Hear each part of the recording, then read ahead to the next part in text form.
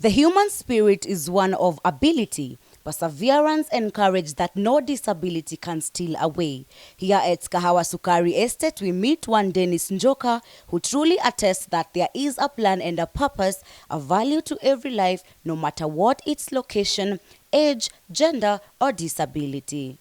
I'm a sociable, I'm an open person, I'm a person who worships God. God is my savior, and I love God. And then what I do is I used to study computer development at Park University. So let me say that I am a person who is still looking for a job. Who's looking for a job, and I trust in God that through him I'll get a job. Dennis is autistic, a condition that was acquired by birth. I am autistic, and I have a certain condition called dyslexia. It is a form of disability where I am a slow learner. No, I don't get everything in a minute or a second. Unless a person repeats to me 2 times or many times, that's I'll get it. So I'm a slow learner, but it is from that condition that I was born with. It was a surprise because when we compared his behavior and the sister's behavior, they were a bit apparent. They were not sequenced. So he used to be very hyper. He was doing things very fast, but the sister was slow. But later on, when now they joined school, primary, nursery school, that is where we realized that Dennis was not equal to the girl, Terry. Dennis alias Deno went to a normal school despite his condition, and his journey through school was not easy. I went to a normal school. Yeah, I went to a normal school from when I was young. I went to Mountain View School. That's the first school I went to when I was a little baby was called Kist. I went to Kist when I was a little child. Then I went to Glatota, which is still there today. Then I went to Mountain View School, there in Thika Road. Then after Mountain View School, I went to Sukari Presbyterian Academy, which is formerly even it is a church school, which is a church school of my church called Piseko Sukari. While in school, he faced a lot of rejection and isolation by his fellow students and teachers. When I went to that school, there are many challenges I faced. I faced discrimination. There are many people who aren't understanding me. Then as a person, I was isolated. People weren't looking at me the way I am. They weren't accepting me the way I am. Then most of the times I was bullied in that school. Yeah. But and then I was beaten. Mostly I was beaten by the teachers in that school. The challenges are mainly discrimination, especially in the formal schools, because he went from kindergarten up to standard 4, where the teachers could not understand him. So that's where, when we realized that we need to take this child to a special school, and we looked for them. That time there were very few. However, his family and relatives have been his biggest support system. My family, from my parents, my mom and my parents, my dad and mom, they accepted it. They accepted me the way I am, and then they loved me and they cared for me the way I am. They didn't have any form of that they did not ignore me because I was a disabled person. They did not even ignore me. They just accepted me the way I am. Even my siblings, my brother Eric and my sister, they accepted me the way I am. They didn't just say because that I'm disabled. They didn't leave me alone. Having him as a brother has made me understand how to love. It has made me know how to love in the first place. Because you have to be patient.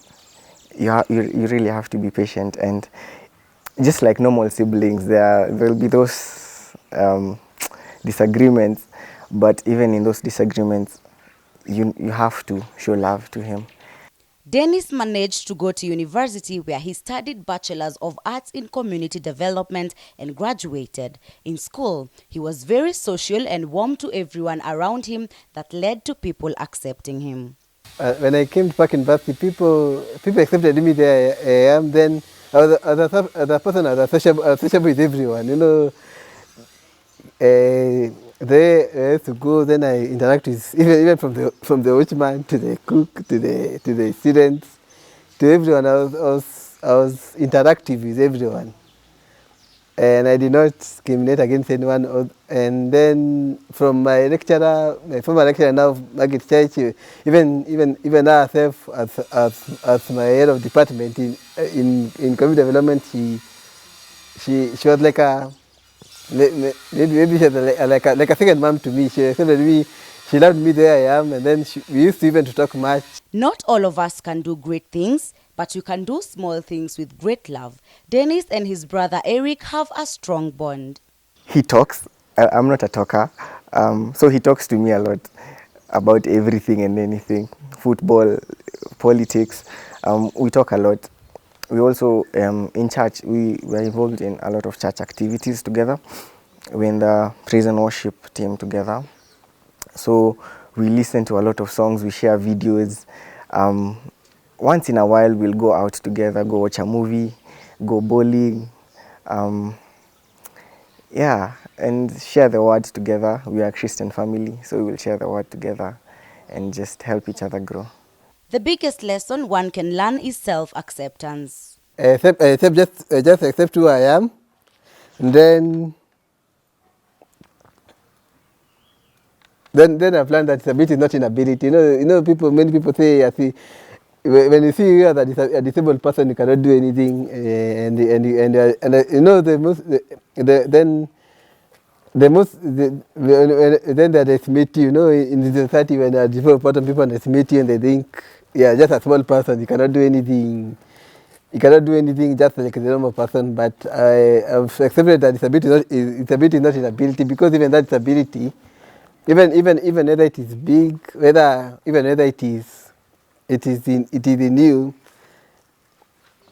you just live the life, the way God has given you, because God, see, in the Bible it says God, you have been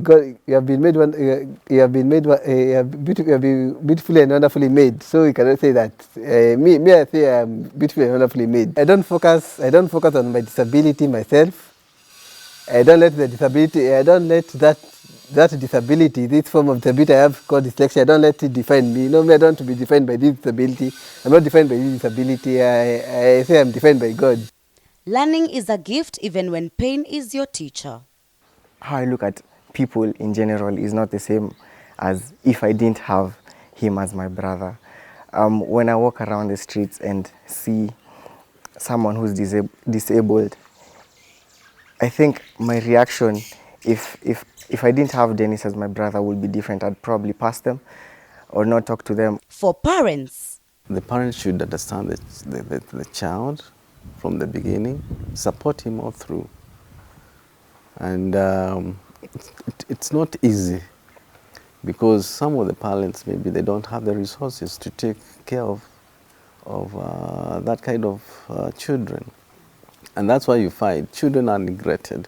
So once they are disabled, whether physically or mentally, they are disowned by their own parents.